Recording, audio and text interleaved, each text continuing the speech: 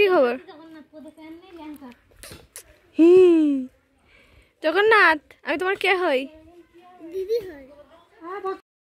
এইটা হচ্ছে আমার জগন্নাথ। তাকিয়েছে, এইবার তাকিয়েছে। এমনি সময় তাকায় না, এমনি সময় তাকায় না। আর এখানে এখন চলছে পরিষ্কার, বাগান পরিষ্কার। এখন সব কাজ মোটামুটি ডান, মানে আমি করিনি, যাই হোক। বাচ্চারা এখানে করে ফেলছে কাজ। এখানে চলছে উনুন বানানোর কাজ। জল আর মাটির চটকে দিচ্ছে মিস পুচু। হাই পুচু। আর এইখানে আরেকজন কি করছে, এগুলো সব জল দিয়ে লেপে দিচ্ছে, পরিষ্কার করছে তুলসীতলা। এদিকে এখানে রয়েছে আরেকটা পুচকে, পুকুর থেকে পাক তুলে আনছে। কাকু করে দিল এই জায়গাটা। আর এইদিকে দিদিমা পাক আর তুষ দিয়ে মাটি চটকাবে। ভালো করে চটকাও, ভালো করে চটকাও, দেখো হাতে কিছু ঢুকে না যায়। রূপসী। এটা হলো বিকেলবেলার দৃশ্য, যেখানে গোবর জলে গোবর গুলে ঝাড় দেওয়া হচ্ছে।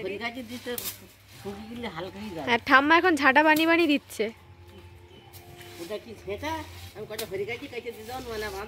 হরিকাঠি, ঝাঁটার মধ্যে যে কাঠি থাকে সেটা হরিকাঠি, তাই তো? সবাই এখন কাজে ব্যস্ত। গোবর জলের মধ্যে গুলে নেওয়া হচ্ছে। কাঁচা গোবর। এখানে দেখছি বাজার মোটামুটি চলে এসেছে, আর বাকি যদি কিছু থাকে সেগুলো আবার আনা হবে। আর এই যে এখানে দেখছি সবাই সবজি বানাচ্ছে। এটা অধিবাসের দিন দুপুর থেকে এরকম সবজি কাটা শুরু হয়ে গেছিলো। আর ওইদিকে সব রান্নার ব্যবস্থা করা হচ্ছে। আর এই যে উপরটা দেখছো ঘেরা, এটা বাড়িতে নিজেরাই সবাই মিলে করেছে। আর এই যে জায়গাটা, এখানে মেনলি পাঠ হবে বা মেন প্রোগ্রামটা হবে।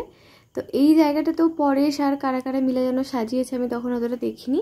তো খুব সুন্দর হয়েছিল, মানে আরও পরে ফুল দিয়ে আরও সুন্দর করে সাজিয়েছিল। তারপর সন্ধ্যাবেলা বেলুন দিয়ে সাজিয়েছিল।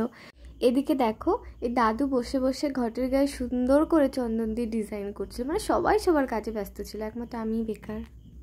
যাই হোক, তারপর এদিকে পরেশ দেখি ঠাকুরের গলায় সুন্দর করে মালা দিয়ে সাজিয়ে দিচ্ছে। আর এদিকে দাদু বলছে ঠাকুর ঘরে চল, ঠাকুর ঘরটা দেখবি চল, আমি কি সুন্দর করে সাজিয়েছি। আমি বললাম চলো চলো চলো। দেখো দাদু এখানে এক একটা ঠাকুর ঘরটাকে কি সুন্দর করে ফুল দিয়ে সাজিয়েছে। আর এখানে দেখবে বাটায় কত সুন্দর করে ফুল সাজানো রয়েছে। এদিকে এদের কাণ্ড দেখো, কে যে কাকে কোলে নিয়েছে। এখানে তুলি কোলে নিয়েছে আমাদের জগন্নাথকে। তারপরে এই যে একটা পুচকি, কিউট পুচকি, এ আমাদের জগন্নাথকে নিয়ে অনেক খেলা করেছে। আর আমাদের জগন্নাথ কিন্তু অনেক শান্ত বাচ্চা। এদিকে আমার মা আমাকে ইগনোর করে দিল গাইজ। মা সুন্দর করে আসন পেতে রাখছে গুরু দাদুর জন্য। আর দেখো এই আসনগুলো কি সুন্দর না, এগুলো সবই হাতে বানানো। আর এইখানে বড়দা কি করতেছো? বড়দা ও জগন্নাথ লাইট। এই জগন্নাথ একটু আমার করে টয়লেট করে দিয়েছে, আমাকে ড্রেস চেঞ্জ করতে হলো।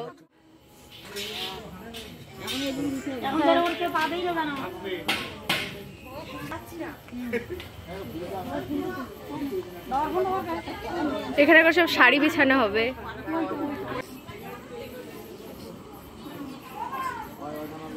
জগন্নাথকে নিয়ে নিয়েছি কোলে, ওদের সবাইকে পাঠিয়ে দিয়েছি ঠাকুর ঘরে ফুল আনতে। চাই না জগন্নাথ, দয়া করে টয়লেট করে দিও না তুমি।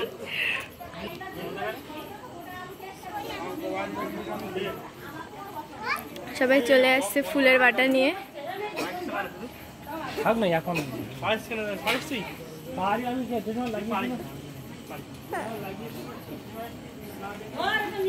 এই যে বড়দার কেরামতি এটা। আরে এখন তো লাগাইনি, এটা সবে আসলাম। আচ্ছা, তুলসী মঞ্চের সামনে এই লাইটটাও দিয়েছে, সোলার লাইট না, ব্যাটারিটা কই? ও ব্যাটারি ব্যাটারি এখনো তো লাল লাগাইনি। আচ্ছা পুরো তো চলে আসবে। এদিকে তোড়জোড় সব কমপ্লিট হয়ে গেছে। এই যে সবাই এখন দাঁড়িয়ে আছে। রাধে রাধে, এদিকে তাকাও।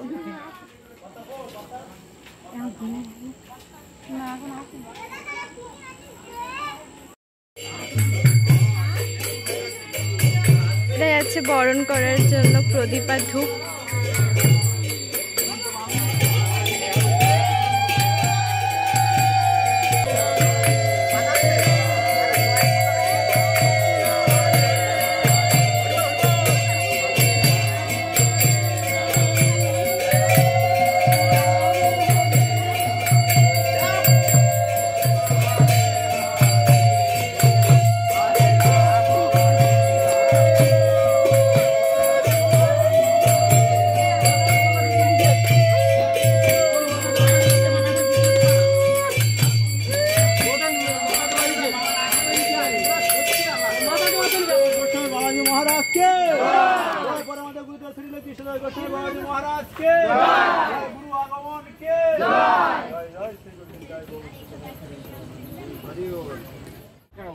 প্রণাম হবে পরে, প্রদীপ জায়গা ধূপ প্রদীপ দেখি তার প্রণাম।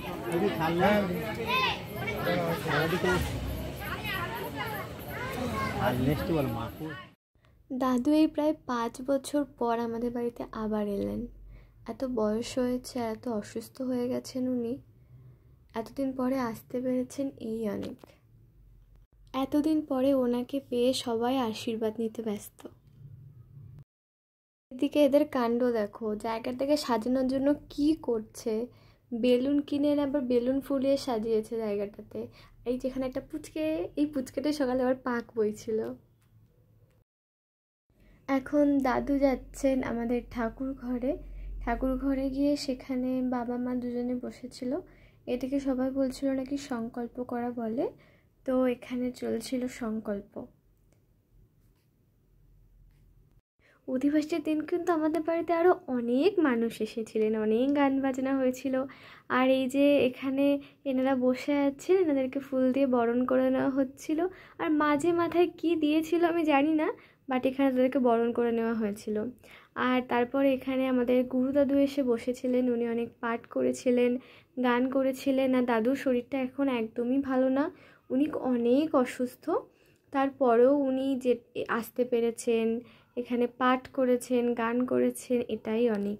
তো এখানে তো পুরোটা আমি দিতে পারবো না, হয়তো অল্প কিছু দেব, তো তোমরা দেখতে থাকো।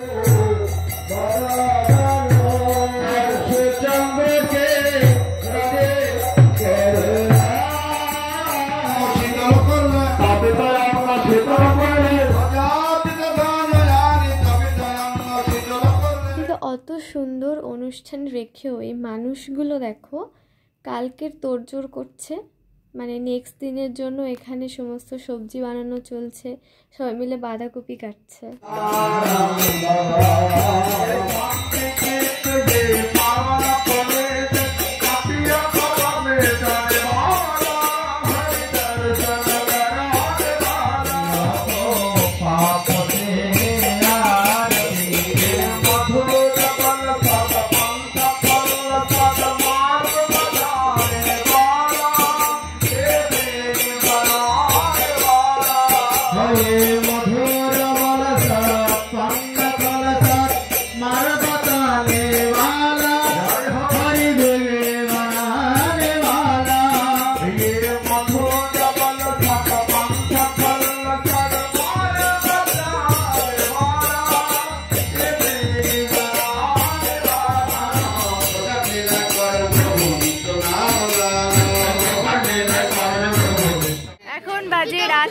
এই যে হা করে কি দেখছে জানি না, কি হাই কি বলতে চাইছিস?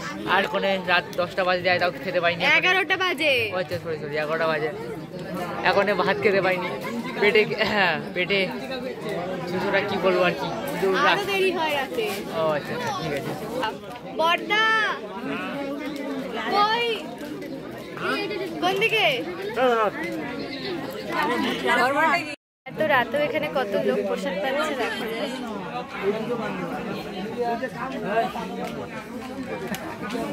এখনো অনেক মানুষ আছে, এরা অনেকেই রাতে থাকবে কারণ দূর থেকে এসছে অনেকে, আর অনেকেই প্যাক করবে। কালকে সকালে আবার সবাই আসবে, এটা দেখা হবে কালকে সকালে আবার। এখন টাটা বাই।